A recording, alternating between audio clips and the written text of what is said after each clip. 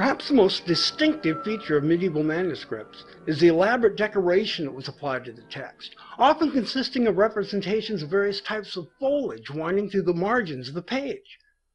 But sometimes this decoration became narrative, giving way to a more specific marginalia, drawings which could illustrate and amplify the text, or at times could tell a story of its own. The puzzles that Richard Wagner concealed within the pages of his Tristan and Isolde form an analog of a medieval manuscript. And in this installment of the Tristan Code, we'll get our first glimpse of the opening page of that virtual manuscript. We'll see the ivy and vine that wind around that page, and at long last, discover that Wagner begins his Tristan and Isolde at the end of the story.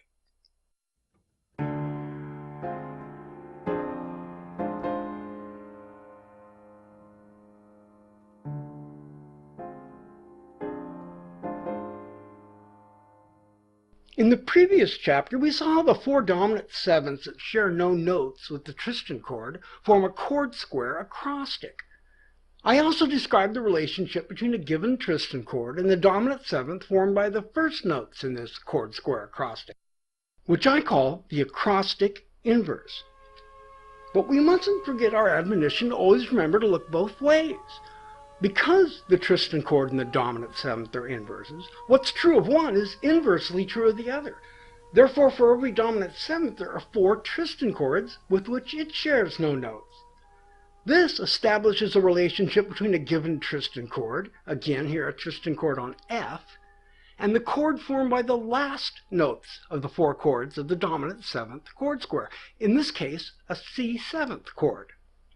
The four Tristan chords that share no notes with this C7th chord are the Tristan chord on F, on G sharp, on B, and on D sharp. These four note-exclusive chords form a chord square acrostic as well, and most significantly, one that spells with its first notes the Tristan chord on F that we started with. In this manner, the chord square acrostic folds back on itself. This transformation reveals a number of phenomena that insinuate themselves into Wagner's score, but for now, the most important of these is the presence in this particular chord square acrostic of three Tristan chords with which we'll become quite familiar. Because of their frequent acrostic appearances, I'll call these the three acrostic Tristan chords. In order to aid in their recognition, I'm going to color code them, and I may occasionally refer to them by their colors. Blue for the Tristan chord on F, red for the Tristan chord on G sharp, quite often to be seen under its alternate name of A flat, and green for the Tristan chord on B. Though seen here together in isolation for the first time, we have seen these three chords before, and Wagner's placement of them is a subtle confirmation of their common acrostic origin. The first and second of our three acrostic Tristan chords, the blue and the red, are the first and second of the three Tristan chords first heard in Wagner's prelude to Tristan and Isolde. The second and third of our chords, the red and the green, are the second and third of the three Tristan chords Wagner presents us in our backwards harmony lesson. Note that the red Tristan chord on A flat is present in both documents, but it's not the only chord he repeats. In the Einleitung, the blue Tristan chord on F is followed by its inverse, a dominant seventh on E, with the root a half step below. The red Tristan chord on A flat is then followed by a dominant seventh on G, again with the root 1/2 step lower. Now, this red Tristan chord is repeated as the second Tristan chord in the harmony lesson. The G7 chord that follows it in the Einleitung is repeated as well, but it's placed diagonally above, on the left.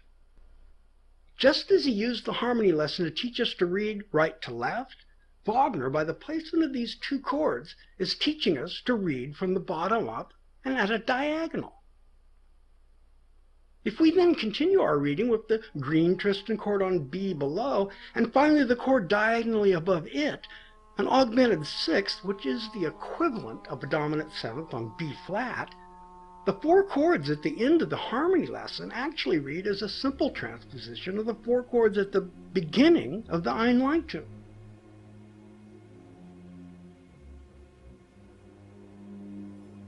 The harmony lesson is our Diederik, our key to the castle.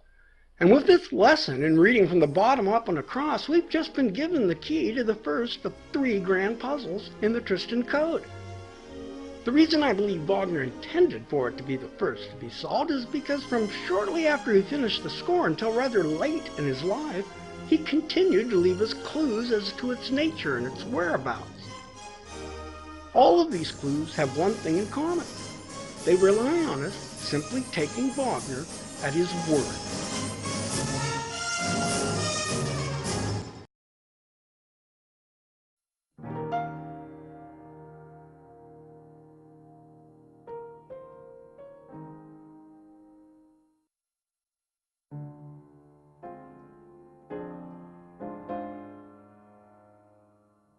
The Tristan Code was the subject of much discussion among music theorists even during Wagner's lifetime. One evening, many years after he finished Tristan and Isolde, Wagner was conversing with a musician and journalist named Hans von Wolzogen, who told Wagner of the new harmonic theories of a Hungarian musician named Karl Meyerberger. Meyerberger had postulated that the Tristan Code represented elements of 2 chords in 2 keys appearing simultaneously, a chord that is part of 2 chords. The term adopted for this concept was the German word Zwitterakkord. Now, although Meyerberger's work is now mostly seen as antiquated, there are some who have retained his description of the Tristan Code on the grounds that Wagner himself expressed approval of it. This belief is based on von Wolzogen's published recollection of the composer's reaction to their discussion that evening. He wrote that Wagner became quite animated in his enthusiasm for this novel description of his chord, recalling that Wagner, with considerable delight, believed he had found the theorist he had long been waiting for. Now, for Hans von Wolzogen and apparently many others, the idea that Richard Wagner had been patiently waiting all those years for a theorist to come forward and explain his music makes perfect sense. I find this suggestion to be preposterous, but I do know that Wagner knew that whoever found his Tristan Code would know that the Tristan chord is indeed part of 2 chords.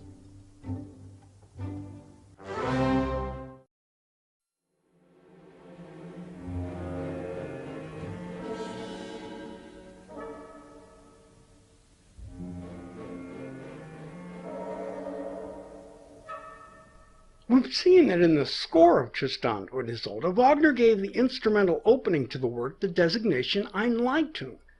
But in 1862, when this passage was being performed as a separate concert piece, Wagner gave it another title, Liebestod, which literally means love-death. This term appears in the text of the opera near the end of Tristan and Isolde's second act duet, but the beginning of the opera was the only part of this work Wagner ever gave this distinctive title, Liebestod. For this same concert, the ending of Tristan and Isolde was similarly performed as an excerpt, and Wagner gave it the title Verklärung, which means transfiguration. This term seems to derive from Wagner's final stage instructions for Isolde to sink onto Tristan's lifeless body as if transfigured. The closing of his opera was the only part of the work Wagner ever gave this distinctive title, Verklärung.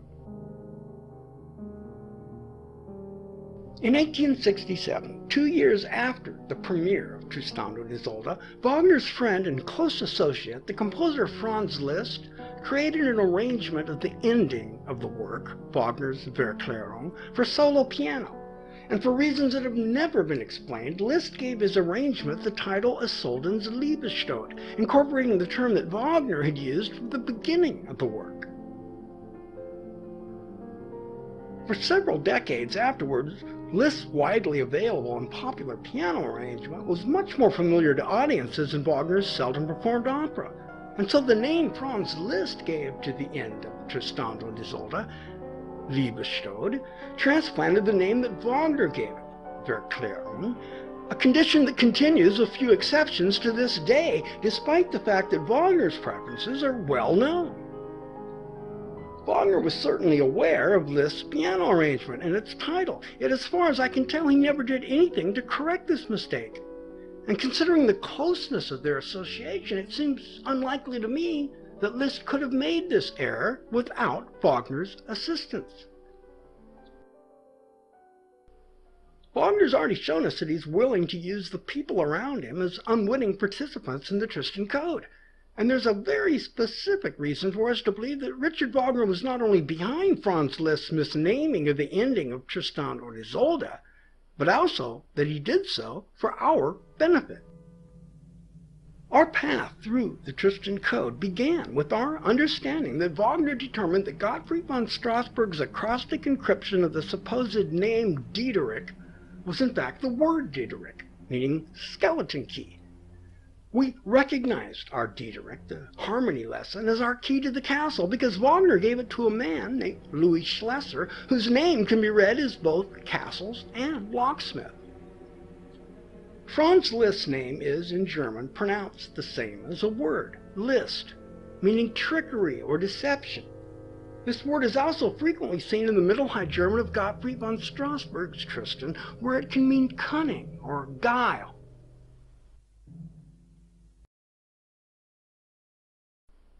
Recall that Tristan cunningly devised a false name, Tantris, by putting the beginning of his name at the end.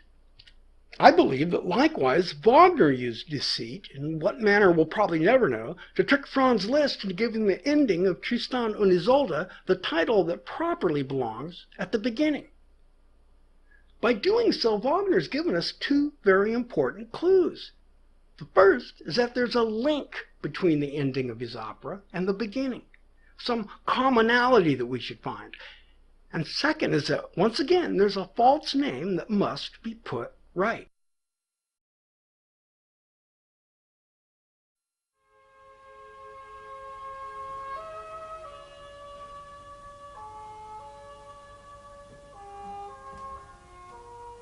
When we look at this false Liebestod in its entirety, the first thing we find is that this passage that Liszt is misnamed has a characteristic that the music we've examined so far lacks. For his piano arrangement, Liszt began with a 4-bar introduction derived from an earlier passage in the opera, but from there he produced a reasonably faithful rendition of the closing 79 bars of Wagner's work. And for us, this number raises a flag. 79 is a member of our number sequence, the 13th member. This comes as a bit of a surprise because none of the passages we've looked at previously have exhibited this correspondence. We found our number sequence, our dragon's tongue, in the sailor song, revealed by an itemization of the musical symbols. But I said nothing about the number of bars in the passage. That's because there are 24 bars, and 24 isn't a member of our sequence. I've spoken at length of the opening of the Einleitung with its 4 Tristan chords, but I've never mentioned that this all occurs in the first 13 bars. That's because 13 isn't a member of our sequence. I haven't mentioned that the Einleitung as a whole, from first to last, is 111 bars long because 111 isn't a member of our sequence. I haven't mentioned the number of bars in these passages because Wagner isn't using this seemingly obligatory musical measurement to guide us on our path. At least not yet.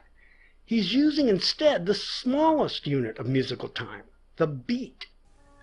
Starting with those opening 13 bars, each having 6 beats, we see that with the addition of the single pickup beat, this passage is 79 beats long, again the 13th member of our sequence. The 111 bars of the Einleitung encompass 667 beats, and 667 is a somewhat auspicious member of our number sequence, being the 37th member, with 37 being the 9th member. The sailor song, of course, represents a dragon's tongue attached to the dragon's head in the form of the Einleitung, so it's of no surprise that the count from the beginning of the Einleitung to the end of the sailor song is 742 beats, the 39th member of our sequence. It's apparent that Wagner has so far adhered to our number sequence in the number of beats, not the number of bars. But the passage that he tricked Franz Liszt into misnaming, this false Liebestod, has 79 bars, and this 13th number corresponds to the 79 beats in the opening 13 bars of the passage that we know Wagner in fact called the Liebestod. This numerical correlation is not accidental. Wagner's directing us to the true Liebestod. And he's also telling us that there's something we need to find in that false one.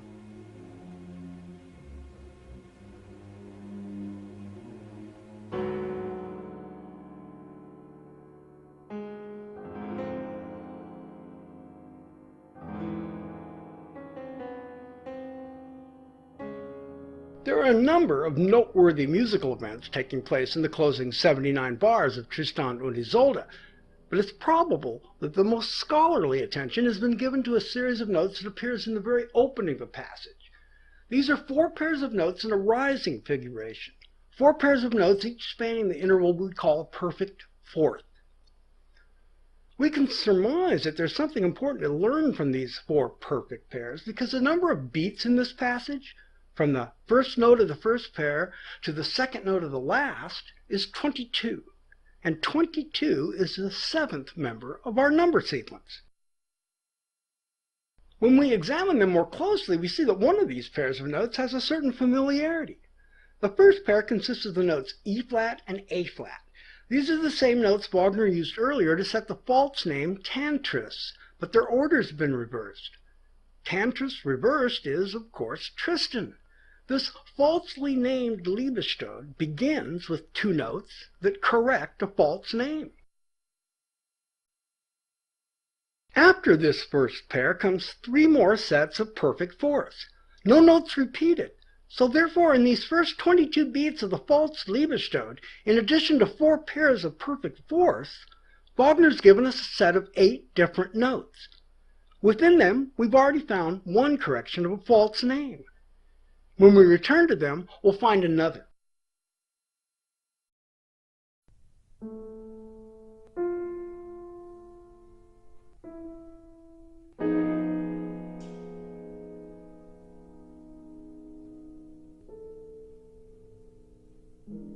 As mentioned before, shortly after finishing Tristan and Isolde, Wagner relocated to Paris.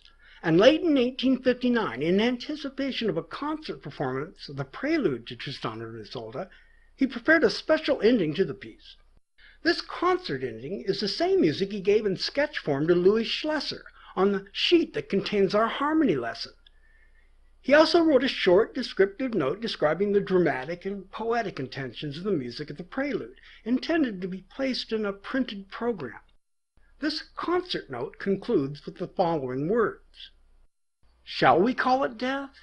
Or is it the miraculous world of night, from which, the story tells, an ivy and a vine sprang of old in inseparable embrace over the grave of Tristan and Isolde?" Around this same time, Wagner sent a piano arrangement of this concert ending to the Einleitung to Matilda Wesendonck. In the accompanying letter, we find this statement: "You will recognize again in the music ivy and vine branches."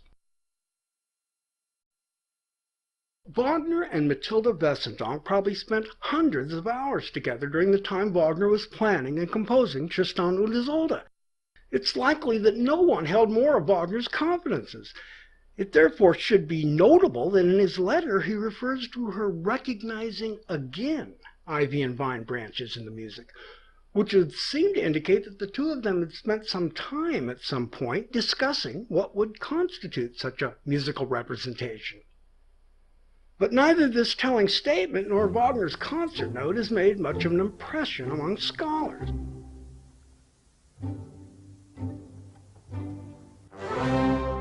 But again, we have an advantage over our predecessors. We have our harmony lesson, our key to the castle. Wagner has twice invoked the story of the ivy and the vine, and both of these references are associated in one manner or another with the concert ending to the prelude to Tristan und Isolde, the same music that's on the sheet given to Louis Schlesser that contains our most vital clue. This connection is Wagner's way of telling us that we need to know this story of the ivy and vine in detail. But for once, we can't rely on Gottfried von Strasberg, because his poem ends before the death of Tristan and Isolde. Wagner knew that we'd have to go elsewhere, and perhaps far and wide, to find the right story.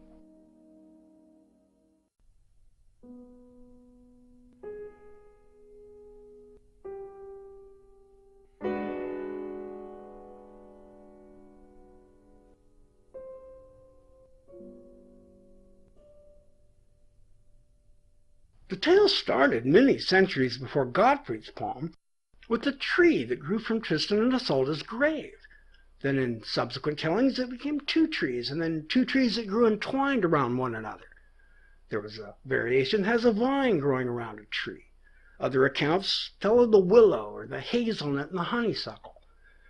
But in referring to the ivy and the vine, Wagner has invoked a specific subgroup of these numerous stories. And so we not be mistaken, the version Wagner tells us in the Tristan Code is, perhaps unsurprisingly for him, the most elaborate and detailed of them all. This telling involves Tristan's jealous wife, who is also named Isolde, and whom we call Isolde of the White Hands. When Tristan and Isolde died, Isolde of the White Hands had them buried on either side of a chapel, in order that they be forever separated in death, as she was unable to do in life, and by the highest power. But the next day she was told that in the night an ivy had grown from one of the graves, and a rose vine from the other, and that they had each grown around to the front of the chapel until they met, their branches growing tightly entwined around one another. Well, Isolde of the White Hands ordered that the ivy and the vine be chopped down. But the next day she was told that in the night the ivy and the rose vine had grown again, around to the back of the chapel, their branches tightly entwined. This time she went down to the chapel and chopped down the ivy and vine herself to make sure that the job was properly done. But the next day she was again told that the ivy and vine had grown in the night, and that they had grown up the chapel walls and over the roof, their branches so tightly entwined with one another that the strongest of men had been unable to separate them. And so Isolde of the White Hands relented and cut no more, at last realizing that the pair would be forever united in death. And the next day the ivy and the rose vine had grown high over the chapel gables, inseparably entwined, a perennial symbol of a love rooted in sorrow that would last beyond death.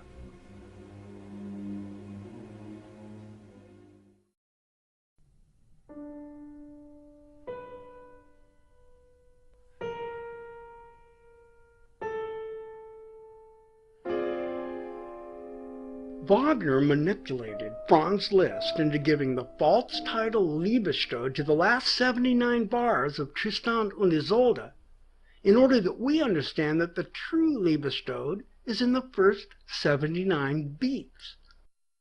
Wagner's expression of this love and death is the story of the ivy and vine, and his telling of this tale is impressively faithful and surprisingly literal.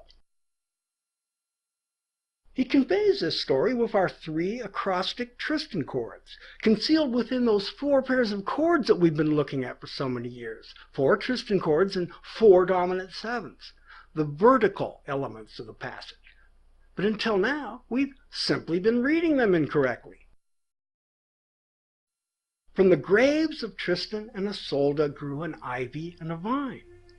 And Wagner represents these with 2 palindromic chords, the blue acrostic Tristan chord on F with the notes in the order F, B, D sharp, and G sharp, and a dominant 7th on E, the notes ordered E, G sharp, D, and B.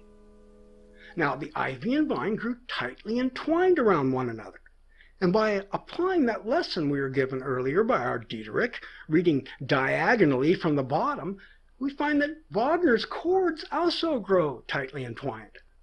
Although in a different order, the notes of both chords read the same. They form a musical acrostic representation of the ivy and the vine. And we can now see that the Tristan chord is indeed part of 2 chords, a true Zwitter chord. But of course, the ivy and the vine were chopped down only to grow again in the night. And so do Wagner's chords. Now our red Tristan chord on A flat, D, F sharp, and B, and a dominant 7th on G, B, F, and D. And once more they grow tightly entwined, the notes again reading the same in a crosshatch pattern. Now the ivy and vine were once again chopped down, only to grow again in the night, and here Wagner has a special challenge in his musical acrostic narrative. For recall that on this 3rd occasion, the ivy and vine grew so tightly entwined that the strongest of men were unable to separate them. We saw before that for this third pair of chords, Wagner chose the Tristan chord on D and its acrostic inverse, a dominant seventh on B. He then arranged the order of their notes as C, F, G sharp, and D, and B, D sharp, A, and F sharp. Therefore, the chords that wind through them are not just the same two chords, but rather our green acrostic Tristan chord on B, read as B, F, A, and D, and its acrostic inverse on G sharp, or A flat, spelled as C, D sharp, G sharp, F sharp. But these 8 carefully selected notes are wrapped even tighter than this. In addition to the Tristan chord on D and its acrostic inverse, and the Tristan chord on B and its acrostic inverse, these same 8 notes also form our red Tristan chord and its acrostic inverse on F, and our blue Tristan chord and its acrostic inverse, a dominant seventh on D.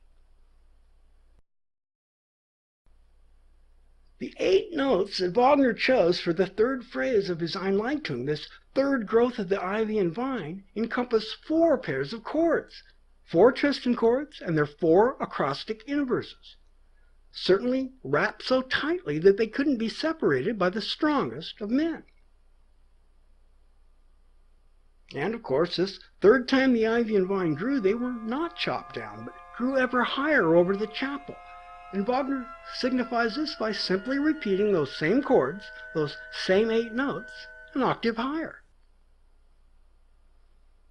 We now can at last have our first view of the opening page of Wagner's manuscript of the imagination, the ivy and vine winding around it, and the story told in its margins, the story of a love that lasted beyond death, a love in death.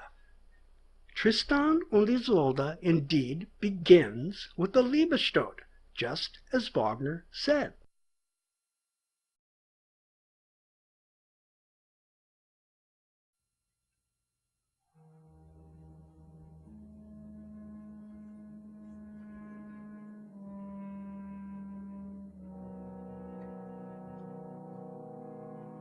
But if the 79 beats of this opening passage with its 4 pairs of chords is the true Liebestod, what then are the 79 bars of Franz Liszt and the 4 pairs of notes in his misnamed Liebestod?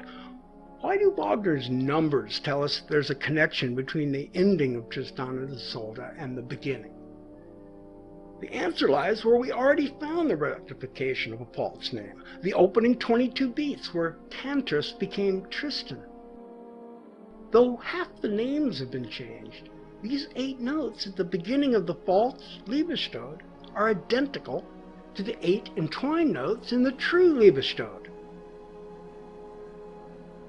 The earthbound notes of the ivy and the vine and the 4 pairs of inseparably bound chords they contain are here transformed, transfigured, if you will, symbolically cast into eternity as 4 pairs of perfect fourths. And another false name is rectified. Tristan and Isolde indeed ends with the Verklärung, just as Wagner said.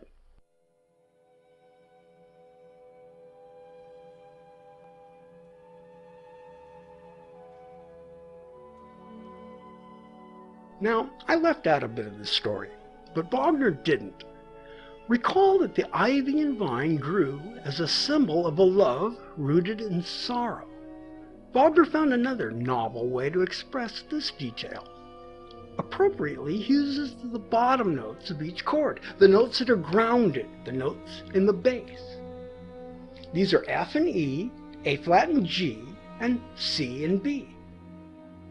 The first notes of each pair, F, A flat, and C, spell out a somber, sorrowful F minor chord, and the last notes of each pair spell an equally sorrowful E minor chord. Our ivy and vine is quite literally rooted in sorrow. And so Wagner's Tristan and Isolde begins at the end of the tale with an epilogue, the story of the ivy and the vine told by an entwining musical acrostic.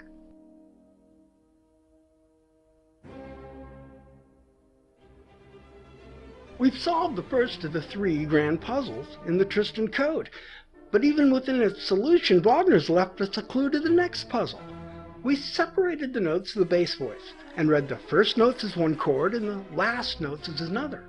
And in doing so, we found yet another way to look at things. But before we can solve the next puzzle, we'll need to revisit the young sailor, our confidential informant. In the next installment of the Tristan Code, we'll return to the sailor's song, where we'll find that Wagner, in perhaps his cleverest encryption, has left us some very specific instructions. And we'll discover, along with Tristan, that sometimes you can learn more by what a word doesn't mean.